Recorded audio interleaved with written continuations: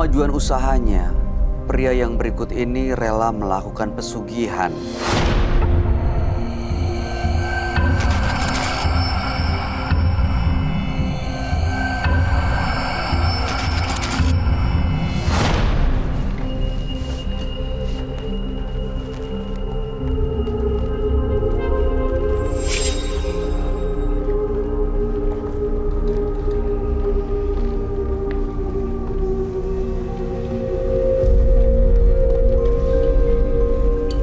Selamat malam, Pak Rio. Selamat malam.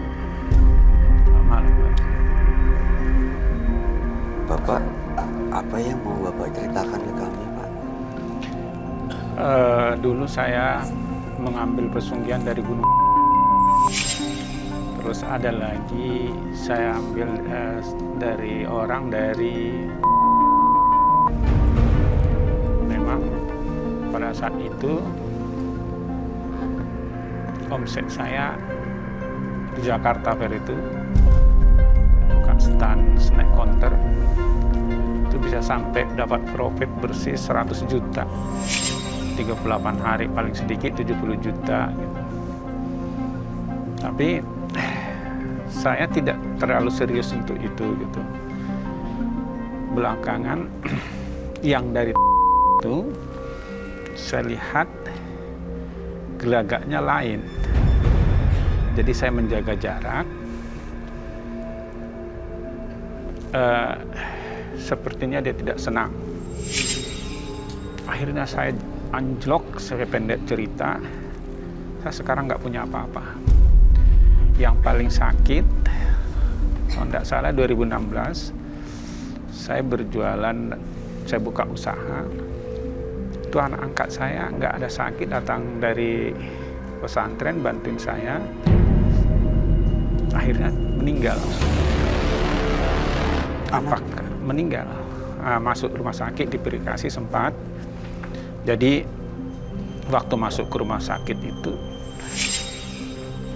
dia kayak seperti nggak sakit. Pas mau diinfus, dia berontak dari tempat tidur itu, lari. Saya mau pulang kampung gitu. Akhirnya namanya nggak apa-apa Pak. Sampai di kampung seminggu semua darah yang masuk itu dimuntahkan, dia meninggal. Apakah itu akibat dari pesugihan itu? Apakah itu? Karena saya lihat waktu yang dari itu saya tidak ada mengikuti ritual, tapi sesuatu yang dia bawa itu dia tanam di rumah saya. Katanya di situ ada ayam hitam. Terus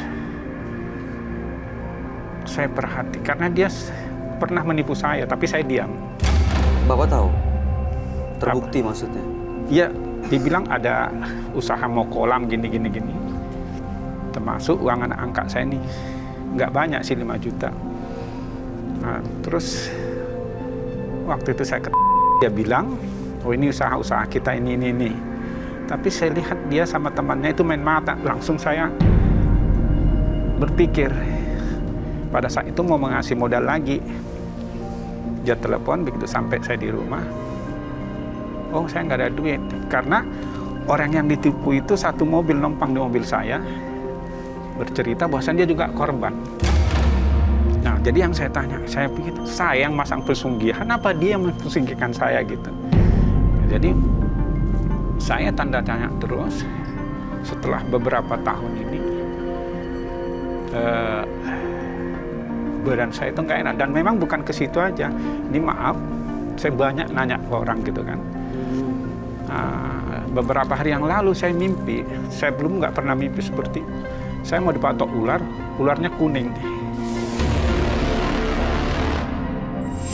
Apakah ini akibat dari pesugihan dulu berakibat fatal? Tapi istri saya juga jadi sama sakitnya di sini.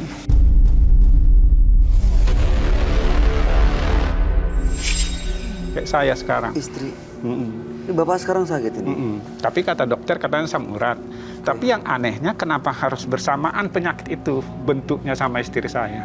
Jadi keluarga Bapak nih sekarang terkena dampaknya semua? Sepertinya itu. Dan tapi Bapak, sebetulnya istri saya itu nggak tahu bahwasan saya pasang pesugihan pakai. Anak-anak juga nggak tahu kan? Nggak. Jadi tujuan Bapak malam ini mau bagaimana supaya itu terhabiskan, dan juga saya mau nanya apakah ini dendam yang memasang pesugihan itu ke saya? Apakah kematian anak saya itu karena terakhir ini saya jual ayam bakar bagus banget dan orang senang, tapi itu nggak pakai pesugihan. Apakah itu serangan dari orang? Karena saya lihat di perdagangan itu banyak yang nggak sehat, Mas. Ada ya hal-hal seperti itu sudah biasa Ya, ya. jadi saya pernah ditepuk dari belakang. Itu.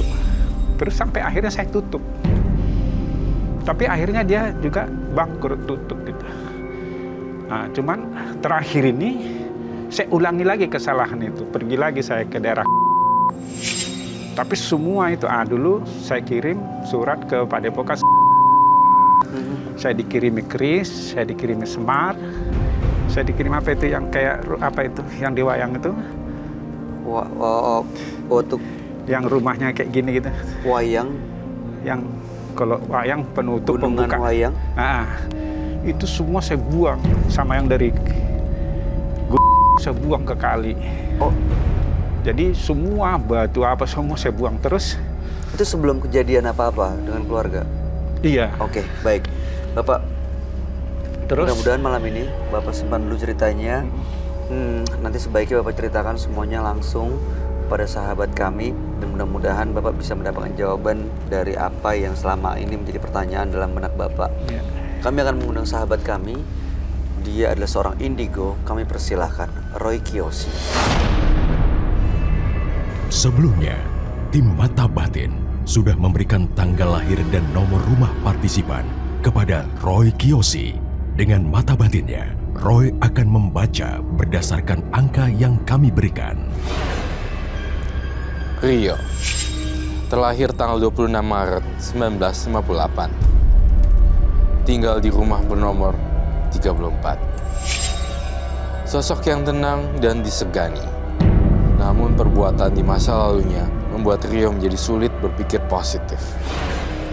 Prasangka buruk selalu menghantui isi kepalanya. Saya melihat dia telah mengundang makhluk-makhluk halus yang kemudian mempengaruhi Rio.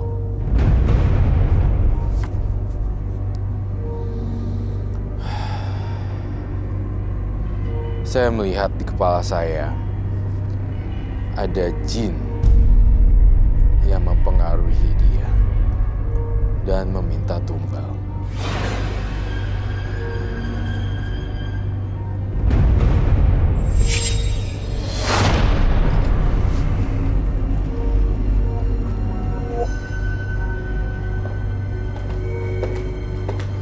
Selamat malam.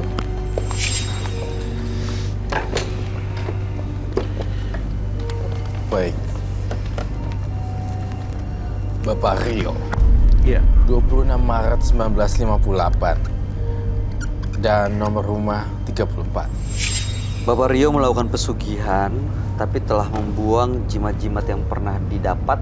Tapi justru sekarang ya usaha hancur, lalu kemudian ya ada persaingan bisnis juga, istri dan anak terkena dampaknya.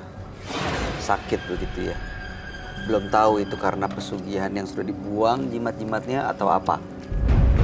Begitu ya Pak ya? Iya, jadi bisa saya ceritakan. Bisa. Oke. Silakan. Pada saat itu kan saya masih sambil kerja. Jadi saya lihat di TV ada wisata ke Gunung. Saya pergi ke sana, akhirnya saya bawa sesuatu. Saya pergunakan untuk dagang, tapi ada lagi dari saya panggil orang gitu. Yaitu kalau yang dari Gunung setiap Selasa Wage bikin sesajen di rumah sama bakar dupa, dan yang dikasih itu digantung supaya kena asapnya itu. Memang hasilnya di Jakarta itu seperti saya bilang tadi, Iya. bisa ratusan juta. Tapi setelah itu Sekarang nol, nggak ada sisa sekarang nol. apapun. Oke, baik Bapak. Dan anak saya ini meninggal nggak ada sakit sebetulnya. Oke, Pak, kami turut prihatin yang berduka cita atas kehilangan Bapak, meninggalnya anak Bapak. Dan mungkin Roy sudah mengerti dan menangkap apa ceritanya Bapak, dan mungkin Roy akan menyampaikan sesuatu. Iya, saya ingin menggambar sesuatu sih sebenarnya. Istri juga kabarnya gimana, Pak? Ya, saya kan sakit, saya ke dokter. Cuman kemarin saya tanya, saya di sini dia sakit juga sama, ya mestinya karena dia nggak tahu saya pasang pesugihan gitu loh. Terus kenapa penyakitnya? Cuman 2 hari yang lalu, hari Selasa yang lalu itu saya mimpi itu dari jendela ada ular kuning mau mematuk. Ular kuning mau Tapi nggak sempat dipatok gitu. Tapi saya terbayang ular itu sampai sekarang begini gitu. Apakah itu dulu karena pesugihan itu ada di badan saya? Karena saya kalau terakhir-terakhir ini, kalau dulu saya rajin. Nah, yang membingungkan saya begini, waktu Jakarta itu. Ya Allah, saya sudah lelah kerja. Berilah petunjuk jalan. Jadi saya ciptakan lumpia. Namanya lumpia ayam Jogja. Di situ saya sholat malam sampai 100 lebih. Jadi dalam pikiran, apa karena sholat saya ini, apa karena pesugihan ini dagangan ini laku gitu. Tapi memang saya orangnya nggak terlalu serius ke situ. Dan saya tidak terlalu mata duitan gitu. Yang saya senang itu karyawan-karyawan saya gitu. Nah, tapi yang saya lihat itu sekarang semua yang hasil dari Jakarta Fair itu, tanah, motor, apa semua terjual. Nggak. Bahkan saya sekarang tidur di kardus gitu. Hah? Tidur di kardus? Di mana, Pak Rio? Di rumah. Nggak punya apa-apa sama sekali. Gitu. Uang dari bank habis semua. Saya beli tanah ketipu. Jadi malah berbalik semua keadaannya. Nah itu, ya? Apakah karena kesalahan saya dulu-dulu? Walaupun ada kesalahan saya dulu-dulu, Pak Roy, Ya. nggak usah dibuka lah. Artinya biar Pak Roy Kiyoshi aja yang tahu gitu. Baik. Karena saya sebagai dosen malu. Bapak seorang dosen? Saya dosen. Wow. Hebat Pak, ya. tapi Bapak kan pakai nama samaran dan identitasnya dirahasiakan dengan masker. Jadi pada hari itu kan karena jadi dosen itu gaji kecil dan memang saya otodidak ada di bidang kuliner. Nah, jadi saya bikin ayam bakar itu enak, semua orang bilangnya, sampai direksi bank itu nyari-nyari saya. Itu pakai pesugihan itu? Enggak. Jadi rame begitu lama-lama. Pas tanggal 4 Januari 2018 ini jam 12 malam saya di orang jatuh.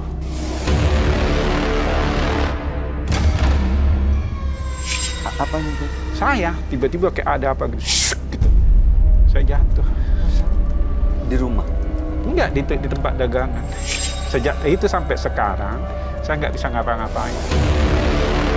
Itu apa yang datang, Pak? Nggak tahu apa kayak angin, tapi setelah itu katanya jantung. Terakhir ini bilang asam urat gitu. Jadi saya mau tahu apakah itu penyakit medis, apakah itu dampak dari, karena saya suka, ini maaf kata, mungkin orang-orang yang namanya dukun itu ada lebih 10 saya tanyain gitu. Dukun? Ada yang takutnya ada masih sisa di badan ini, tujuan saya bagaimana supaya badan saya ini bersih dari pengaruh-pengaruh dulu. Ada yang dikasih minum air, mandi kembang. Oh, Bapak jalanin semua ya? Udah jalan. Iya, tapi Kembang, minum air, terus? katanya diisi energi dari belakang gitu. Ya sebagai orang akademisi sebetulnya saya nggak terlalu percaya gitu. Tapi Bapak jalanin? Iya, yang orang bilang, Pak kalau buang barang-barang kayak gitu nggak sembarangan. Keris apa semua itu saya buang aja ke kali gitu.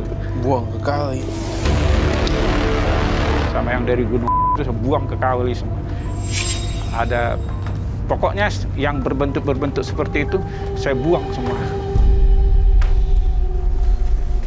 Cuman yang menjadi pertanyaan saya ini, Pak Kiyoshi, apakah kematian anak angkat saya itu akibat sesuatu, apa karena persaingan dagang gitu? Betul sekali. Kematiannya memang kematiannya memang menjadi misteri dan memang benar kematiannya tidak wajar. Rio adalah orang yang baik loh sebenarnya. Tapi dia itu benar-benar kejebak dalam situasi yang sangat sulit sekali. Pak Rio sering dimimpiin hantu wanita ini. Iya. Kadang-kadang saya nggak sadar seperti gini. Tangan saya gini, kok saya kayak cewek? Tanpa saya sadar suka begini. Ini apa nih? Sampai saya bilang sama istri saya, kok aneh ya? Oh tiba-tiba saya suka begini, kayak cewek saya bilang gitu. Iya. Nah itu Baik, mengenai boleh. ular yang mau matok itu memang itu ada apa ilusi? Sebentar, apa gitu? ular kuningnya nanti dulu. Tapi kamu mau ngomong? Mau tanya, Pak, kan Bapak bilang sering mungkin bertingkah laku gitu kan, tiba-tiba kayak wanita gitu. Itu kan dari sisi Bapak. Kalau dari istri pernah nggak mungkin istri kan yang mungkin bisa melihat, oh kok Papa misalnya tiba-tiba kok jadi begini, ada gerakan-gerakan, Perubahannya. perubahan. Enggak, justru saya ngasih tahu ke dia. Oh, oke. Dia Oke. mah nggak memperhatikan. Cuman saya bingung kalau lagi nonton TV, loh kok tangan saya begini? Gitu. Oke. Oke, Roy, baik. apa yang kamu lihat, Roy? Ini gambar kamu seorang perempuan merah-merah darah gitu. Darah dan kemudian nih usus-usus yang terburai terbang gitu. Dengan rambutnya dan ini ususnya terburai gitu aja dari tenggorokan kemudian langsung masuk ke usus gitu seperti itu.